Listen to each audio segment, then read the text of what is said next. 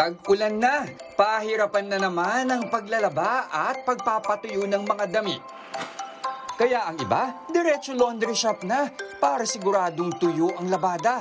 Sa panahong ito, busy-busy ang Eco-Wash Laundry Shop ni Christian. Nakuha namin tong negosyo na to nung merong nag-alok sa amin na ibenta yung business nila na laundry.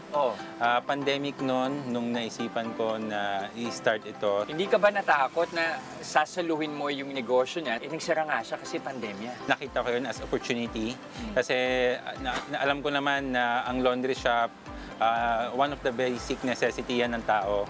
Kasi araw-araw may sinusuot tayo. So, araw-araw may mga customer or may mga clients tayo na kailangan magpalaba ng damit nila. Sinalo ni Christian ang 2 set ng laundry machines sa halagang 150,000 pesos. At para walang upa, sa garahe sila naglalaba. Yung part ng income ng laundry business, actually siya na rin yung nagpo-cover na expenses sa household Sa bahay namin. din. Okay. Available ang Eco-Wash for drop-off at pick-up and delivery gamit ang social media. Ang kanilang bentahe, ang murang singil sa pagpapalaba na aabot lang sa 25 pesos kada kilo. Habang aabot naman sa 30 hanggang 50 pesos per kilo ang ibang uri ng labada gaya ng maong, bedsheet at comforter. Pero bakit nga ba Eco-Wash ang ipinangalan ni Christian sa kanyang negosyo? Eco-Wash dahil first, economical. Isa kami sa mga laundry shop na mura ang base fee sa pagpapalaba. At syempre, Eco, since meron kaming mga staff na expert sa ginagawa nila. Since expert na sila sa ginagawa nila, napapanatili nila na pulido yung mga materials na ginagamit nila. Lalo na, syempre, tubig, di ba? Yes. Tingnan nga natin kung papasa rin akong staff ni Christian. May strategy ba ng pagtitiklop ang mga laundry shop? Actually, ang maganda doon, uunahin mo yung mga madadali at malalaking mga damit items, okay. Para siya yung magiging base ng laundry pack natin.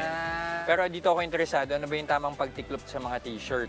Halimbawa. Ayan, sa tamang pagtiklop, syempre, kailangan mo munang buksan siya. Okay, pang Zumba. Paborito natin ito. Pabaliktad. Pabaliktadin mo siya. Iwasan mo yung gusot siya para pagka nasalan siya dito, hindi gusot pag Hindi tinanggal gusot. ng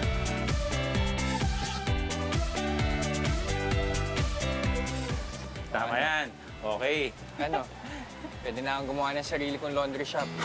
Kada araw, alam nyo bang nakaka 150 kilograms na Christian? Pera pa yan tuwing tag-ulan na umaabot ng hanggang 250 kilograms per day. Kaya kitang-kita sila ng 50,000 hanggang 100,000 pesos kada buwan. Huwag sila matakot sa pag-start ng negosyong laundry. Kailangan ay alam mo kung ano yung ginagawa, tsaka alam mo kung paano mo siya palalakihin. Likas sa ating mga Pinoy ang pagiging malinis. Kaya ang mga negosyo gaya ng paglalaba, walang pinipiling panahon. Ang kailangan lang, matinding tiyaga para bumula ang kita. Mga kapatid, Jess De Los Santos po, huwag magpahuli sa mga umaaksyong balita at napapanahong issue sa bansa. Para sa mas malawak na balitaan, mag-subscribe at mag-follow sa social media pages ng News 5.